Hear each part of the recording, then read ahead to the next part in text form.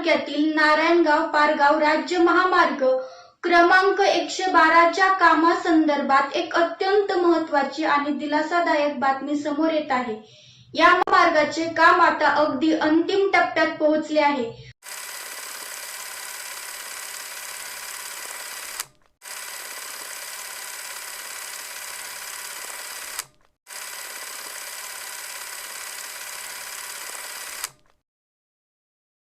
मात्र हे काम अंतिम टप्प्यात असतानाच निमगाव सावा येथील नागरिकांना आणि वाहनधारकांना एका मोठ्या समस्येचा सामना करावा लागत होता।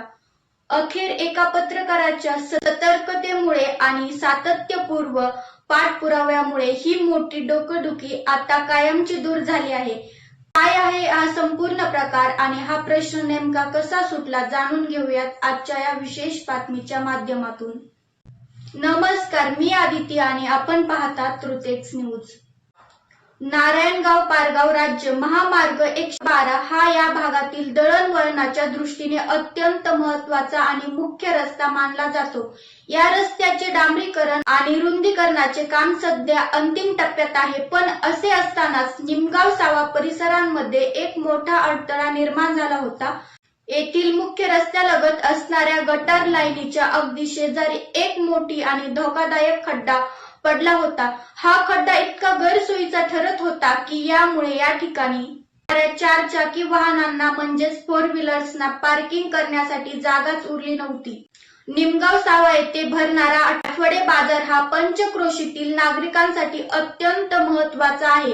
या बाजारच्या दिवशी येथे शेकडो नागरिक आपल्या वाहनासह येत असतात, मात्र या खड्ड्यामुळे पार्किंगला जागा मिळत नसल्याने वाहन चालक हताश होऊन आपली वाहने थेट मुख्य रस्त्याच्या एका पट्टीवर म्हणजे एका बाजूला उभी करत होते। याचा परिणाम काय व्हायचा तर अगोदरच महामार्गाचे काम सुरू असल्याने रस्ता मर्यादित होता। त्यात रस्त्याच्या एका बाजूला वाहने उभी राहिल्यामुळे दररोज आणि विशेषतः आठवडे बाजाराच्या दिवशी येथे प्रचंड वाहतूक कोंडी निर्माण होत होती। येणाऱ्या जाणाऱ्या इतर वाहनांना तासनतास या कोंडीत अडकून पडावे लागत होते। स्थानिक व्यापारी, ग्रामस्थ आणि प्रवासी या सर्व स्तरातून या वाहतूक कोंडीबद्दल तीव्र संताप व्यक्त केला जात होता। दळणवळणाचा रस्ता अजूनही केवळ एका खड्ड्यामुळे संपूर्ण वाहतूक व्यवस्था विस्कळीत होती। पण म्हणतात ना, जिथे सामान्य नागरिकांचा आवाज प्रशासनापर्यंत पोहोचत नाही तिथे पत्रकारितेची ताकद काम करते। निमगाव सावा येथील ही गंभीर समस्या आणि नागरिकांचे हाल पाहून राज्य मराठी पत्रकार परिषद, महाराष्ट्र राज्य जुन्नर तालुक्याचे कार्याध्यक्ष आणि खंबीर पत्रकार अजित गाडगे यांनी यामध्ये थेट पुढाकार घेतला। पत्रकार अजित गाडगे यांनी परिस्थितीचे गांभीर्य ओळखून या मार्गाचे काम पाहणाऱ्या संबंधित कॉन्ट्रॅक्टच्या मॅनेजरशी थेट फोनवरून संपर्क साधला। त्यांनी केवळ फोन करून काम थांबले नाही, समस्येचा प्रत्यक्ष जागेवर जाऊन आणि प्रशासकीय पातळीवर अत्यंत चिकाटीने पाठपुरावा केला। रस्त्यावरील वाहतूक कोंडीमुळे लोकांचा कसा वेळ वाया जातोय आणि अपघाताचा धोका कसा वाढला आहे हे त्यांनी संबंधित अधिकाऱ्यांच्या आणि कॉन्ट्रॅक्टरच्या निदर्शनास आणून दिले। पत्रकार अजित गाडगे यांच्या या आक्रमक आणि सातत्यपूर्ण पाठपुराव्याला अखेर मोठे यश आले आहे। त्यांच्या फोनची आणि पाठपुराव्याची दखल घेत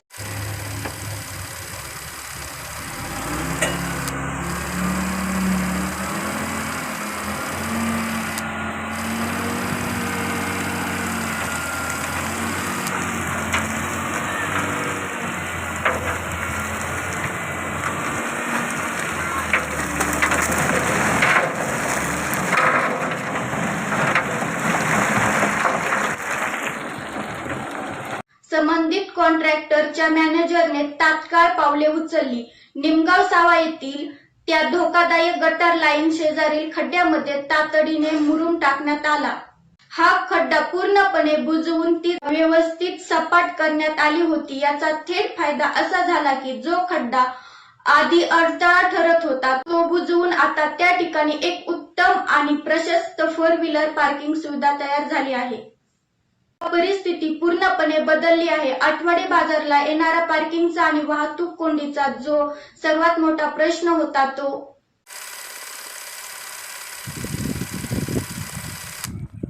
आता कायमचा निकालात निघाला आहे। रस्त्याच्या एका पट्टीवर जी वाहने उभी केली जात होती ती आता थेट पार्किंगच्या जागेत उभी राहत आहेत.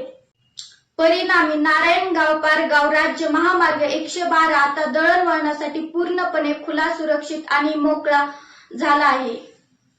एका पत्रकाराने आपल्या सामाजिक बांधिलकीची आणि कर्तव्याची जाणीव ठेवून सामान्य लोकांचा प्रश्न कसा सोडवला याचेच हे एक उत्तम उदाहरण आहे. या यशस्वी पाठपुराव्याबद्दल निमगाव, सावा आणि जुन्नर तालुक्यातील वाहनधारकांनी, व्यापाऱ्यांनी पत्रकार अजित गाडगे यांचे मनापासून आभार मानले आहेत. या संपूर्ण कामगिरीवरील आणि निमगाव, सावा येथील या बदलावर तुम्हाला काय वाटते? आम्हाला खाली कमेंट्स बॉक्समध्ये नक्की कळवा.